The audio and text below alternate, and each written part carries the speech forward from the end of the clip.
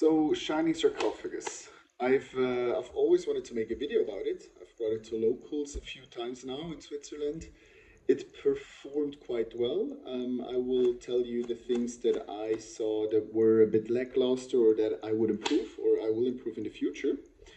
To me, I will do future videos about Shining Sarcophagus. It's my favorite deck. I used to play Yu-Gi-Oh when I was little, and now I came back into the game, and this deck is the one I decided to main currently.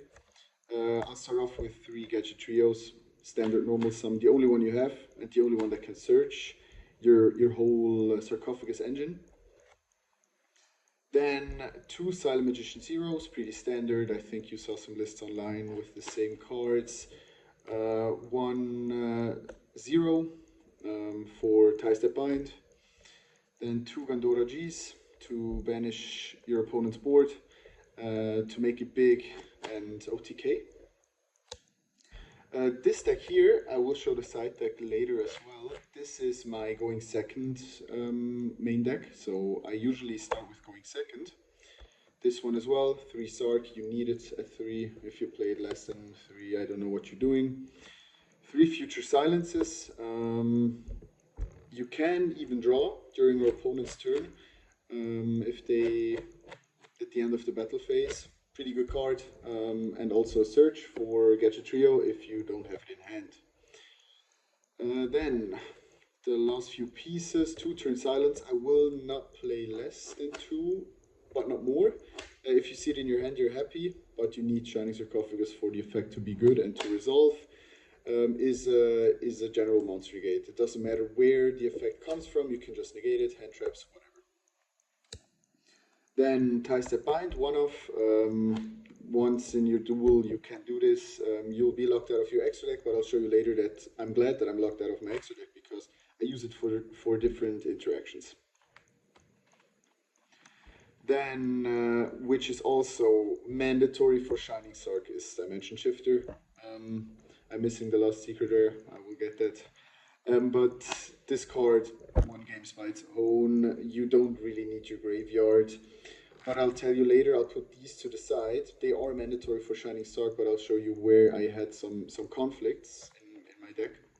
Then also, absolutely must, Pot of Prosperity 3 times just to find your core engine pieces so that you can resolve your Gandora. And it also baits Ash. So if you have Pot of Prosperity, you can banish 6. You'll have more attack for Gandora, so you always want to banish. You'll have more attack for Gandora, and it baits an Ash. So if you have your normal summon in hand, your trio, you'll be able to then hopefully resolve the effect to search the Shining Sarcophagus. And also must have, would never take out Kashtira Fenrir. I won against a Runic Stun player just by this card itself. Won a round against Jubel with him.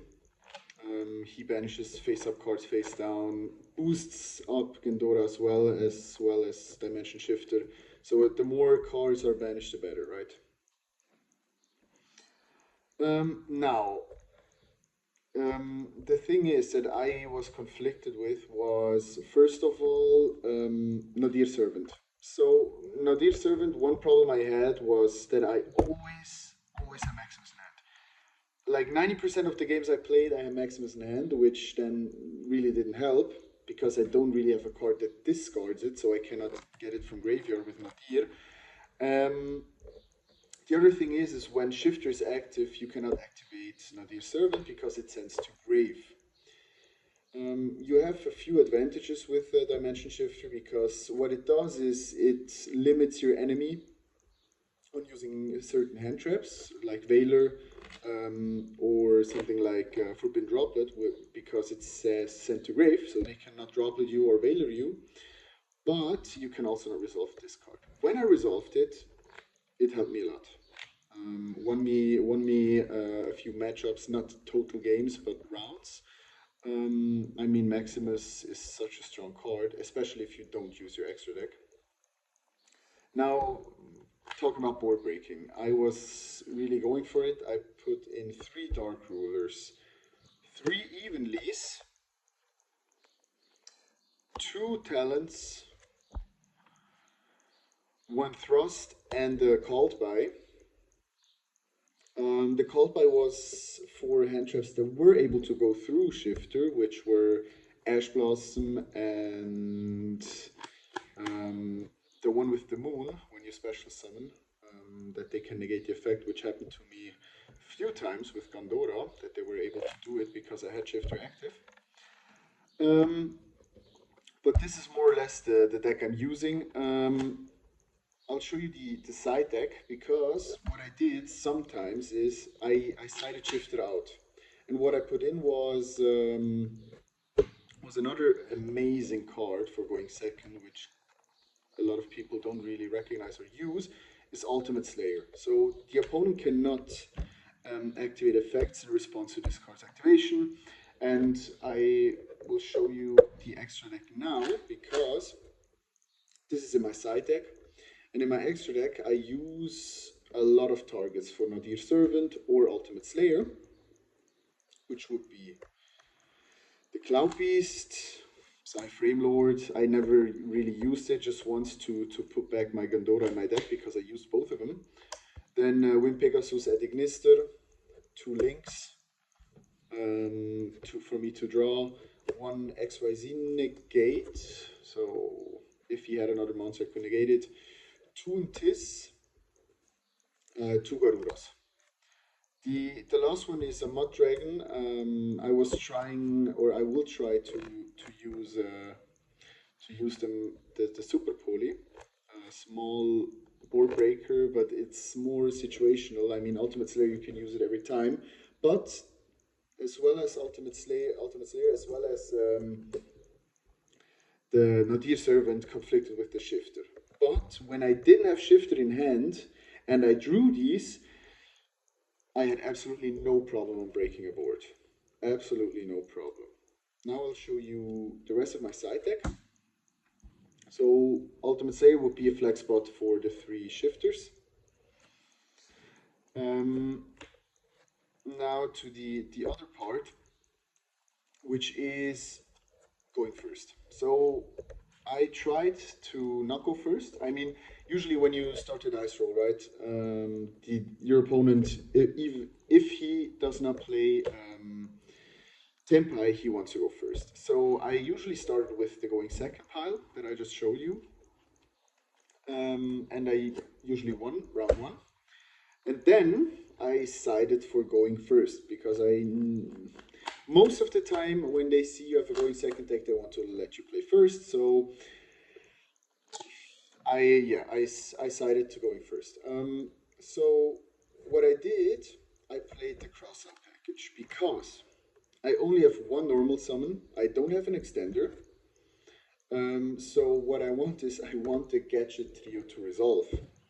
So what I did is I really put the emphasis on using cards that will help me resolve this guy's effect if I don't have Sark in hand. So what I did, I put in 3 crossout designators. I played 2 Ash in the side. I played 2 Nibs. I played 1 Mourner, 1 Veiler, 1 Droll. These 2 as well, again, if shifted, they're useless because they're sent to graveyard, so your opponent cannot do anything with these, they're just a brick in their hand.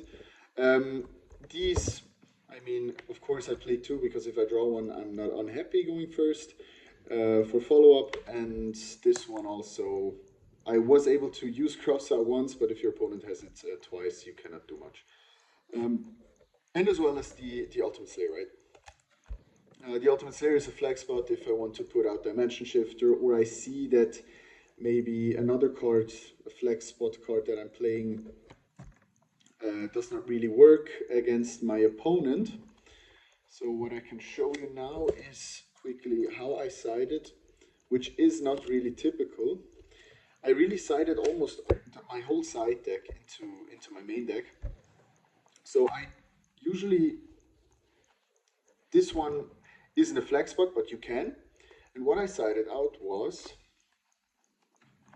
the Evenlies, the Dark Rulers, Nadir package, and then you already have 3, 6, 9, 10, and then you can side up maybe a thrust because you don't have really much to search if you don't play these going second cards.